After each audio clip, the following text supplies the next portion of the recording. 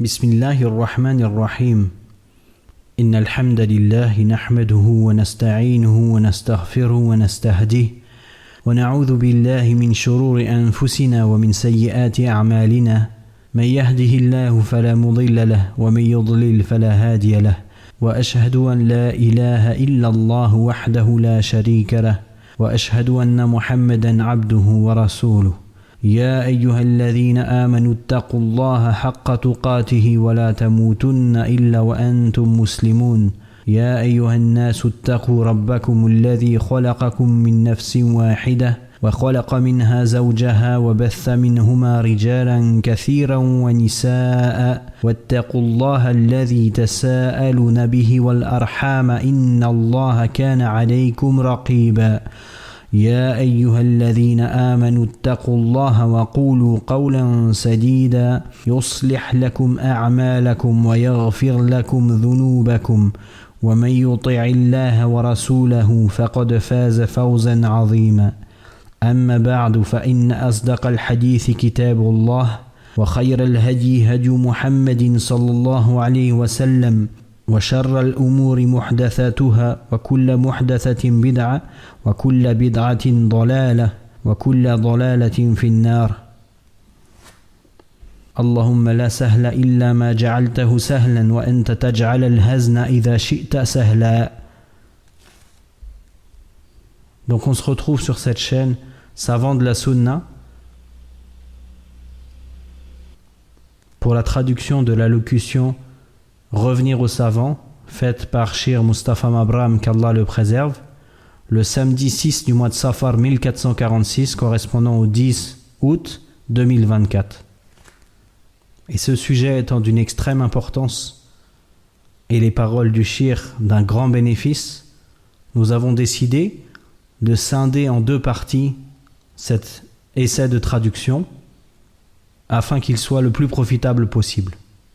Donc cette première allocution et cette première partie aura pour but de placer le contexte en traitant des points comme le rang des savants et qui sont les savants. Et dans la deuxième partie, Inch'Allah, le cœur du sujet qui est comment se fait le retour vers les gens de science. Donc le shir fait une brève introduction où il explique que le sujet est le fait de revenir aux savants et où il invoque Allah subhanahu wa ta'ala pour lui, ainsi que pour les responsables de la chaîne Savants de la Sunna. Puis il commence le sujet de revenir aux savants en disant Hafidhahullah, ce titre est une base en islam et un principe fondamental des gens de Sunna et du groupe des musulmans. En effet, Allah subhanahu wa ta'ala a divisé les gens en deux catégories, les plaçant en deux groupes distincts, deux niveaux. Le premier groupe, celui des savants, qui ont porté la science, l'ont acquis et recherché. Ce sont ceux vers qui l'on revient, et il sera expliqué plus tard comment revenir vers eux. C'est d'ailleurs le sujet de la conférence. Ces savants occupent des rangs auprès d'Allah subhanahu wa ta'ala et dans cette vie d'ici-bas. Le deuxième groupe, composé de ceux en dessous du premier, qui sont les apprenants et les gens du commun, qui eux aussi ont différents degrés. Cela est attesté par la parole d'Allah Azza wa Jal. Fas'alu ahla dhikri in kuntum la ta'lamun, dans Surat An-Nahl, verset 43. Interrogez donc ceux qui en détiennent la connaissance, si vous ne savez pas. Ce verset prouve cette division qui est celle de cette communauté en deux groupes distincts.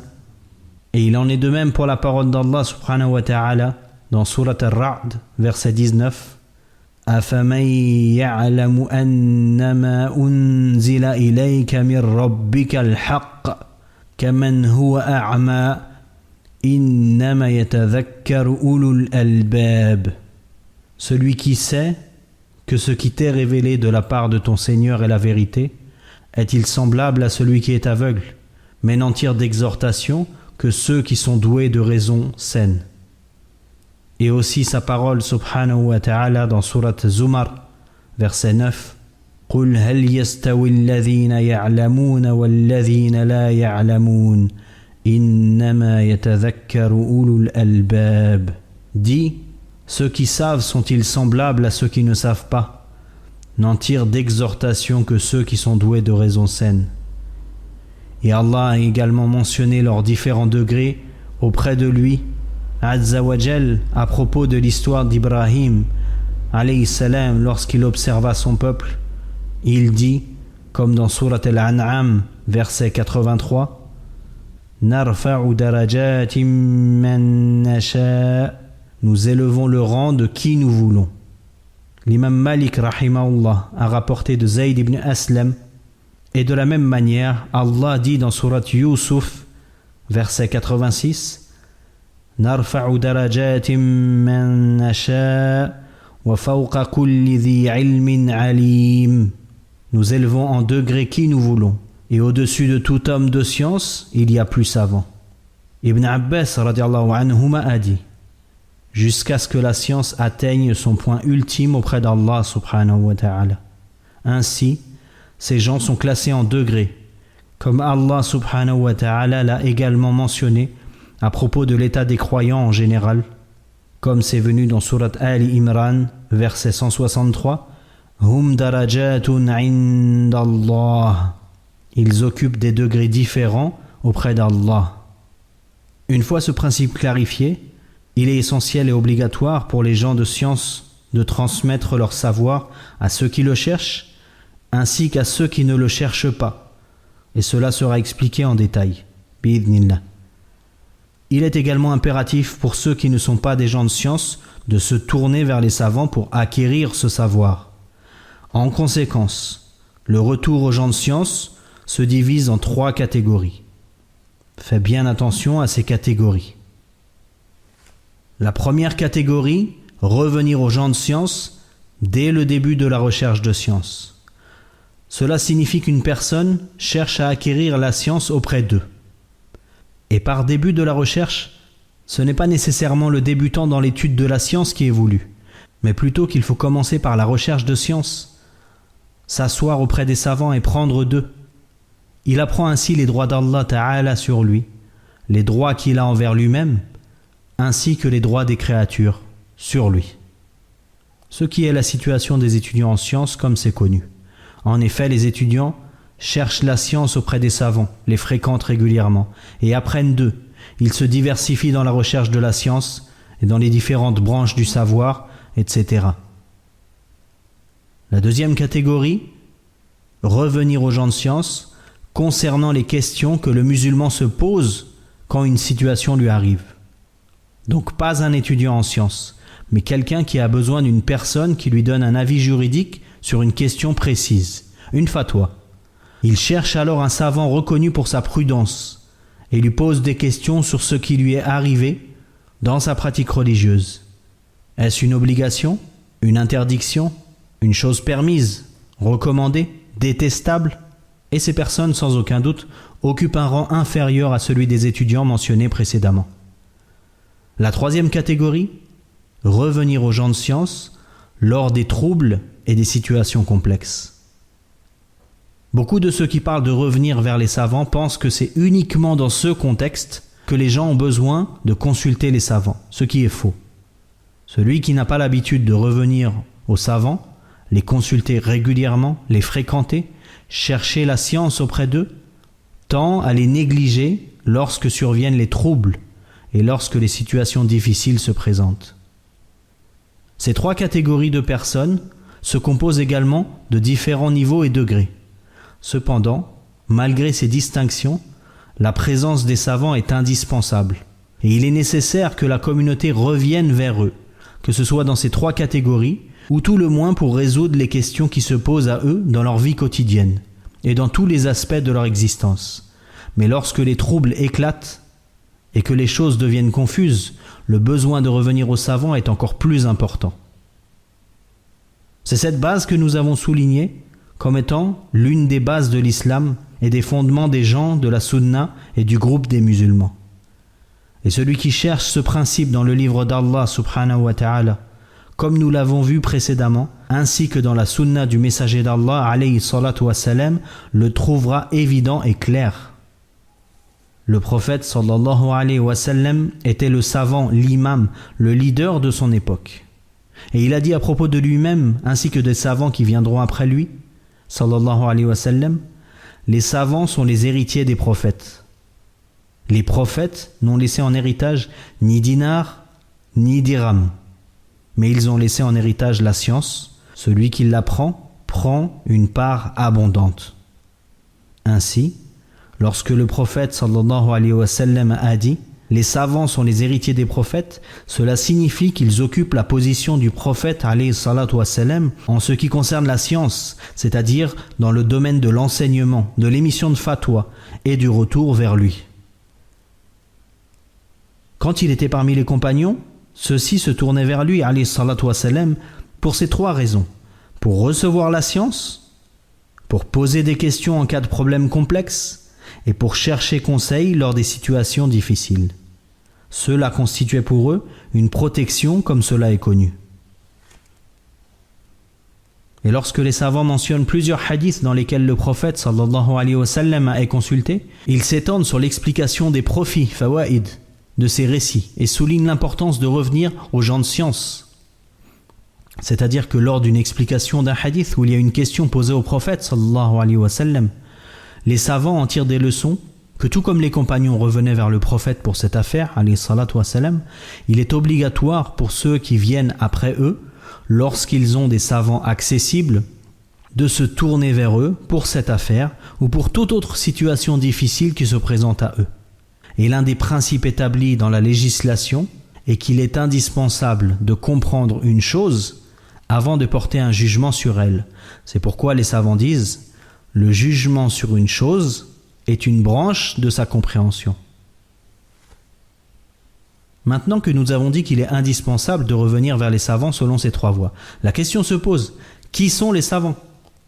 Le savant qui mérite véritablement qu'on se réfère à lui.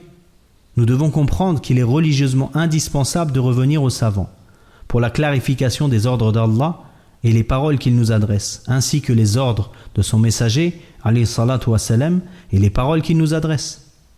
Cependant, avant cela, il est crucial de savoir qui sont ces savants vers qui l'on doit se tourner. En effet, à chaque époque, en tout lieu et dans chaque domaine de la religion et de la vie, il y aura toujours des personnes qui prétendent être des savants, qui se réclament de cette fonction et qui se présentent comme étant dignes de ce statut. C'est pourquoi Ali ibn Abi Talib radiallahu anhu a dit: si la science n'avait pas d'autre mérite que celui de voir ceux qui ne la possèdent pas prétendre la maîtriser, cela serait déjà suffisant. C'est pourquoi un nombre de personnes qu'Allah seul peut compter se parent de l'apparence des savants, de leur habit, se nomment par leur titre, cela à chaque époque et en tout lieu. Et lorsque l'ignorance de qui sont les savants se multiplie, les prétentions à en être un se multiplient, peut-être même venant de personnes les plus ignorantes. Pourtant, ils imitent leur manière. S'ils ont un habit distinctif dans une région, ils le portent. Des signes ou des titres spécifiques, alors ils cherchent à les obtenir pour se faire passer pour l'un d'eux.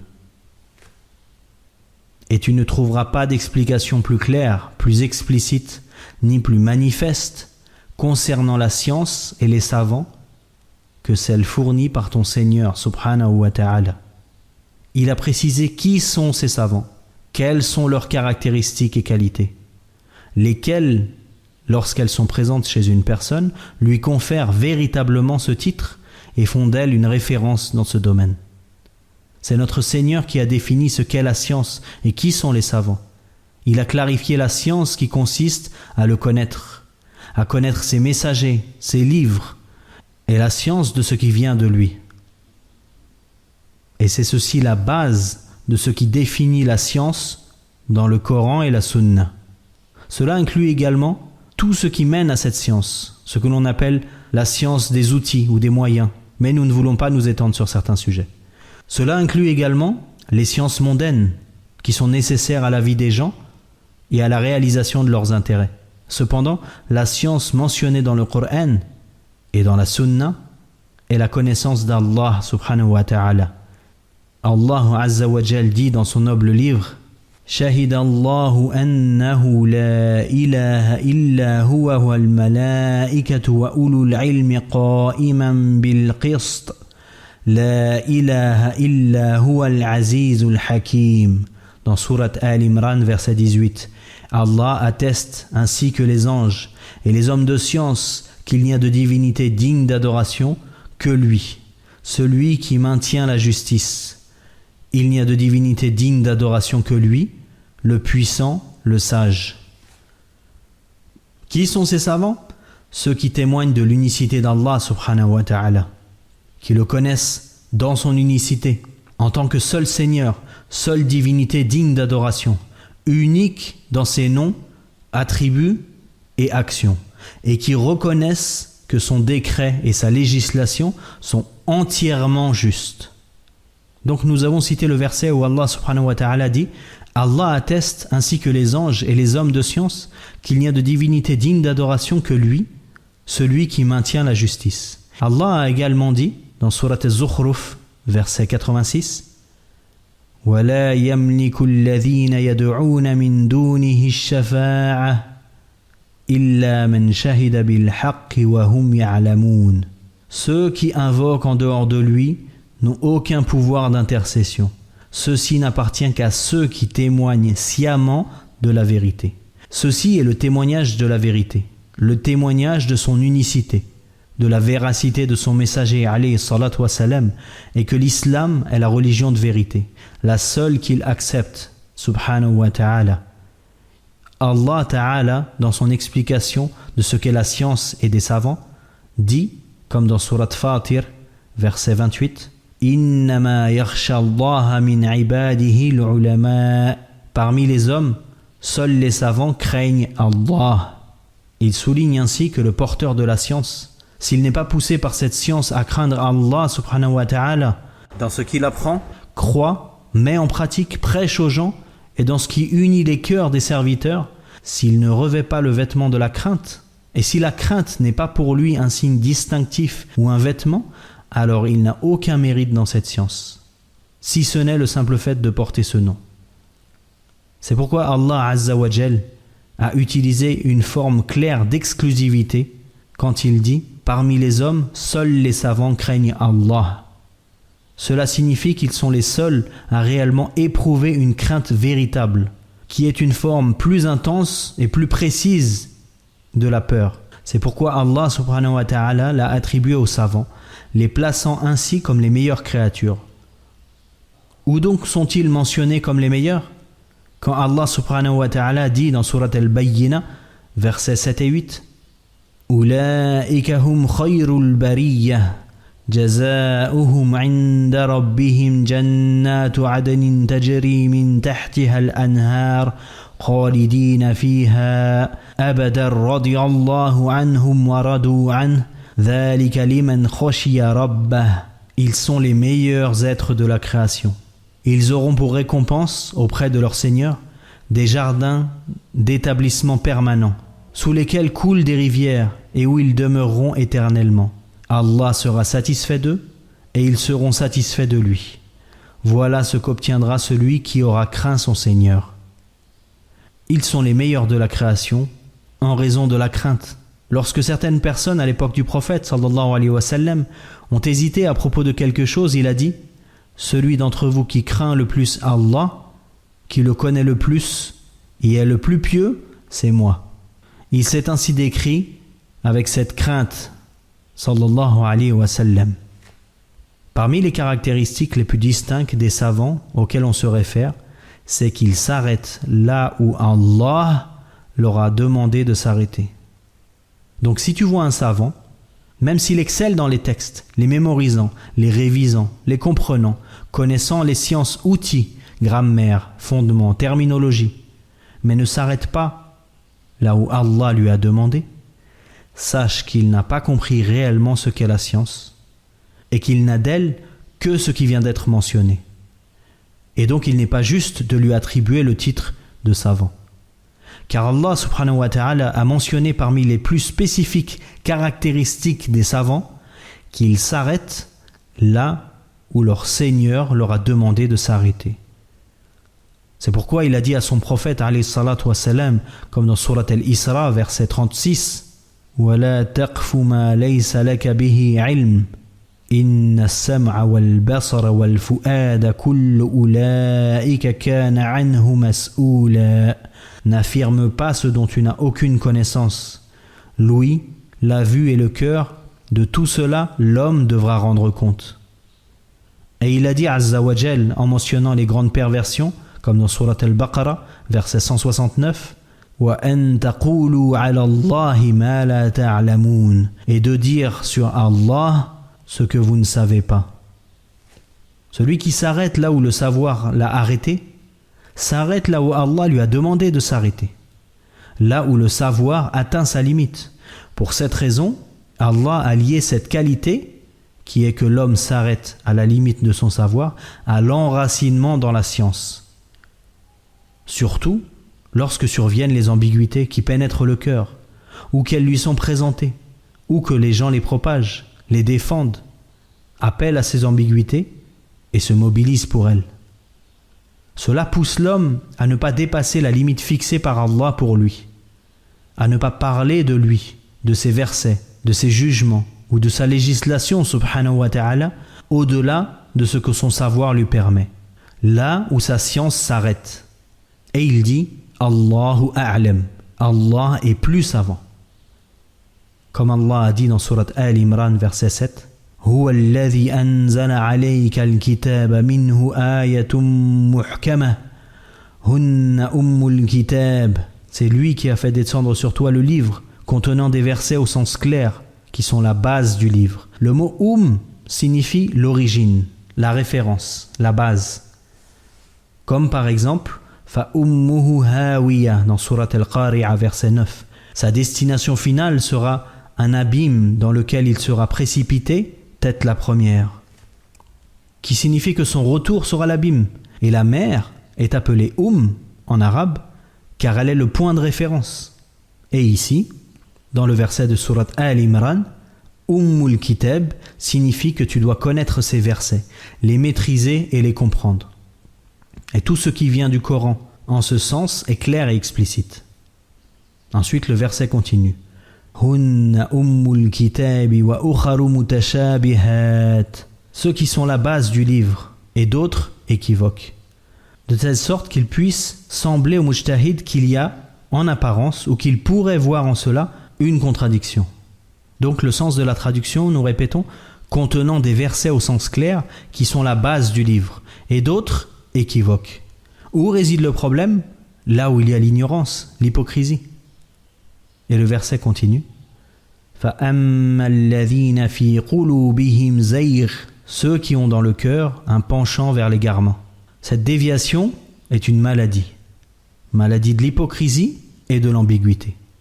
فَأَمَّا الَّذِينَ فِي قُلُوبِهِمْ زَيْغٌ فَيَتَّبِعُونَ مَا تَشَابَهَ مِنْهُ ابْتِغَاءَ الْفِتْنَةِ. Ceux qui ont dans le cœur un penchant vers l'égarement s'attachent à ce qui est équivoque, cherchant à troubler les gens dans leur religion, c'est-à-dire en détournant les gens de la vérité. وَابْتِغَاءَ تَأْوِيلِهِ, et à l'interpréter conformément à leur dessein, c'est-à-dire en cherchant à le ramener à ce qui ne correspond pas à son sens, avec des interprétations abusives faites par des ignorants, présentes dans les livres d'exégèse, de jurisprudence, des gens de l'innovation, d'une quantité que seul Allah peut dénombrer. Chaque fois que l'innovation grandit, l'interprétation erronée devient également plus grave, comme dans les innovations des Rawafid et des Soufis, qui déforment les textes plus que les Juifs et les chrétiens ne déforment la Torah et l'Évangile. Ceux-ci sont ceux dont Allah subhanahu wa ta'ala a dit فَأَمَّا الَّذِينَ فِي قُلُوبِهِمْ زَيْغٌ فَيَتَّبِعُونَ مَا تَشَابَهَ مِنْهُ ابْتِغَاءَ الْفِتْنَةِ وَابْتِغَاءَ تَأْوِيلِهِ وَمَا يَعْلَمُ تَأْوِيلَهُ إِلَّا اللَّهُ. Ceux qui ont dans le cœur un penchant vers l'égarement s'attachent à ce qui en est équivoque, cherchant à troubler les gens dans leur religion et à l'interpréter conformément à leur dessein, alors que nul n'en connaît exactement l'interprétation en dehors d'Allah. Ici, la majorité des commentateurs Et avant Ibn Abbas, les exégètes et les juristes ont préféré faire une pause complète à cet endroit, alors que nul n'en connaît exactement l'interprétation en dehors d'Allah. Cela signifie que sa véritable signification quant à sa nature et à sa réalité n'est connue que d'Allah Azza wa Jal. Et il y a un degré d'une grandeur et d'une position extrêmement élevée. Si un lecteur du Coran, un musulman ou un étudiant en sciences réfléchit et médite sur cela, même si cela peut sembler difficile à accepter pour certains, parmi les adeptes des passions et des innovations, en disant « Comment cela pourrait-il ne pas être connu ?»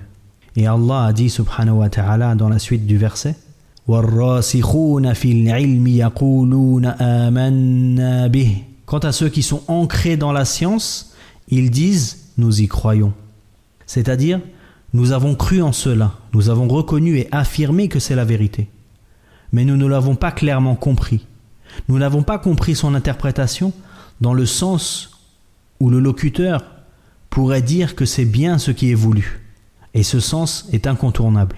Allah a dit à leur sujet, quant à ceux qui sont ancrés dans la science, ils disent une parole du cœur et une parole de la langue. Nous y croyons. Ils croient en cela avec certitude et conviction. Pourquoi ? Allah subhanahu wa ta'ala continue. Kullum min indi rabbina. Tout vient de notre Seigneur. Le clair est celui qui prête à interprétation. Quant à l'ignorance, la maladie et le manque viennent de nous. Lorsqu'une personne a une opinion superficielle d'une chose qu'elle n'a pas compris, qu'elle ne connaît pas ou dont elle n'a pas saisi le sens voulu par Allah, cette personne doit s'attribuer à elle-même l'erreur, car la parole d'Allah est vérité. Elle ne se contredit ni s'oppose jamais. Et il n'y a jamais de texte ou de preuve venant de lui, Azza wa Jal, qui soit contradictoire ou opposé. Jamais. C'est pour cela qu'Allah subhanahu wa ta'ala dit « Tout vient de notre Seigneur ». Puis, il continue subhanahu wa ta'ala « وَمَا يَذَّكَّرُ إِلَّا أُولُو الْأَلْبَابِ » Et seuls les doués de raison tirent profit de ces exhortations. Et cette caractéristique est la plus véridique chez un savant. Il n'y a aucune valeur pour celui qui se dit savant et s'engage dans des domaines dont il n'a pas la connaissance. Allah subhanahu wa ta'ala dit dans Surat Al-Qasas, verset 68, وَرَبُّكَ يَخْلُقُ مَن يَشَاءُ وَيَخْتَارُ Ton Seigneur crée et choisit ce qu'il veut. Et il dit également subhanahu wa ta'ala fi Surat Al-Hajj, verset 75, Allahu yastafi minal malaikati rusulan wa minan nas. Allah choisit des messagers parmi les anges et parmi les hommes. Est-il nécessaire d'avoir une connaissance absolue de l'invisible pour faire ce choix ? Non. Dans l'authentique de Muslim, à partir du récit d'Omar ibn al-Khattab radiallahu anhu, et également confirmé à partir du récit d'Abu Huraira radiallahu anhu, dans le célèbre et long hadith de Jibril, lorsque Jibril alayhi salam demanda au prophète sur l'islam, il l'informa. Sur la foi, il l'informa. Sur l'excellence, il l'informa, alayhi salatu wa salam.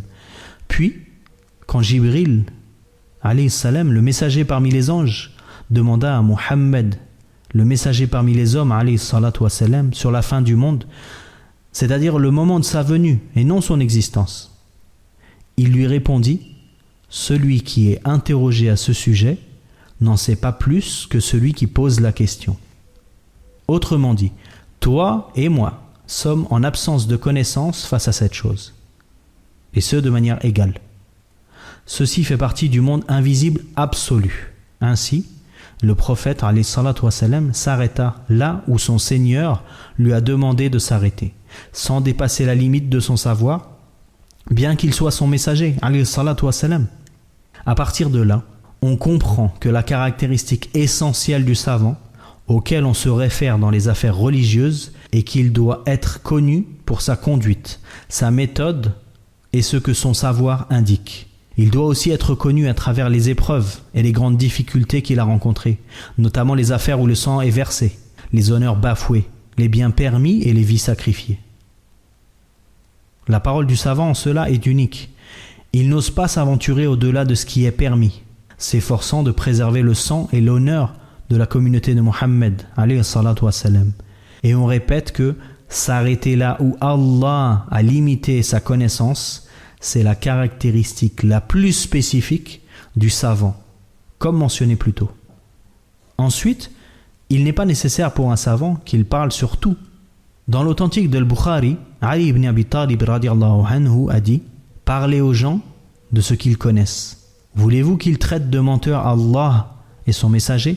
Et dans l'authentique de Muslim, Ibn Mas'ud radiallahu anhu a dit « Tu n'as pas à parler à un peuple d'une chose que leur esprit ne peut comprendre, sans que cela ne soit une tentation pour certains d'entre eux. » Ceci est un autre degré à noter.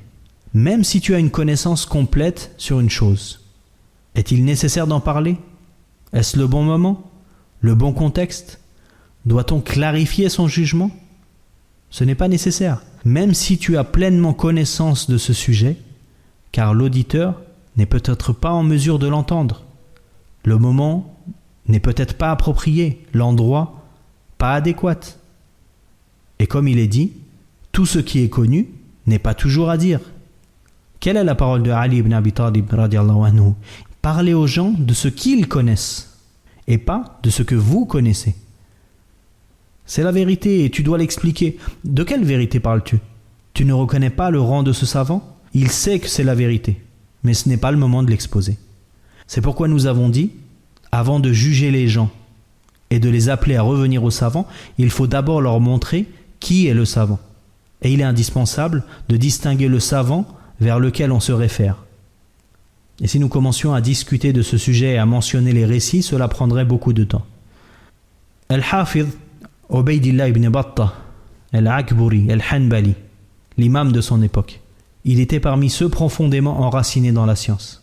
On dit de lui dans sa biographie qu'on ne l'a pas vu pendant 40 ans, sauf lors de la prière en groupe ou celle du vendredi. Il voyagea pour acquérir la science, ici et là, lisant, rencontrant les savants et dépensant pour la science, et il était âgé de 13 ans. Après ses voyages, son père l'envoya à Bagdad avec certains de ses amis commerçants pour y apprendre la science. Ibn Battah, rahimahullah, a rédigé un livre intitulé, selon la version correcte par autre que lui, Ibtal al-Hiyal, qui signifie l'invalidation des ruses, dans lequel il réfute un juriste qui avait émis une fatwa erronée concernant une question liée au khul'. Le khul' qui est, d'une certaine manière, le divorce initié par l'épouse. Et cette opinion avait été largement diffusée et reprise par des savants tels qu'Ibn Qudama dans le Mourni ou Shir al-Islam dans son ouvrage Bayan ad-Dalil, ainsi que parmi de nombreux autres savants. Lorsqu'il rédigea ce livre, il ne s'attaqua pas directement à la fatwa en question. Au contraire, il débuta son livre par une introduction dans laquelle il exposa la véritable essence du fiqh, la réalité de la science, du juriste et du savant. Il y cita également une série de textes du Coran et de la Sunna, ainsi que des récits des pieux prédécesseurs parmi les compagnons et les tabi'in, expliquant comment ils reconnaissaient un véritable savant. Et je fais une parenthèse ici en disant que le shir nous incite à revenir à cet écrit. Et justement, ce sujet a été traité par Cheikh Arafat ibn Hassan al-Muhammadi hafidhahullah et traduit par notre cher frère Abd al-Halim Abu Abi Bakr sur cette même chaîne. Et donc vous voyez comment la théorie et la pratique se rejoignent chez les gens de science, où il nous est demandé de retourner aux fondements et que les fondements sont les mêmes pour les gens de science. Fin de parenthèse, et on revient à la traduction. Donc le shir nous invitait à revenir au livre d'Ibn Battah qui parle de la reconnaissance du véritable savant. Et il dit, car ce sujet est très important. Et si le sujet de cette intervention était d'expliquer qui sont les savants, alors il aurait suffi de prendre la parole d'Ibn Battah, rahimahullah. Mais le sujet est le retour vers ces savants. Et il est dit, il suffit pour un collier ce qui entoure le cou. Donc parenthèse ici, le shir veut dire par cela qu'on se contente de ce qui est nécessaire. C'est-à-dire que comme le sujet de qui sont les savants n'est pas le cœur de cette intervention, alors le shir se concentre sur le cœur de cette intervention. Et donc on va s'arrêter ici pour la première partie. Donc c'est la fin de cette traduction de la parole du Cheikh Mustafa Mabram hafidhahullah, de cette première partie où le shir nous a exposé et nous a mis en place les fondements de la particularité des savants, de comment le savant est décrit dans le Coran et dans la Sunna, de quelles sont les caractéristiques du savant. Et dans la deuxième partie, Inch'Allah, nous entrerons dans le cœur du sujet, à savoir comment revenir aux gens de science. Subhanaka Allahumma wa bihamdik, ashhadu an la ilaha illa ant, astaghfiruka wa atubu ilayk. Barakallahu fikum, wassalamu alaikum wa rahmatullahi wa barakatuh.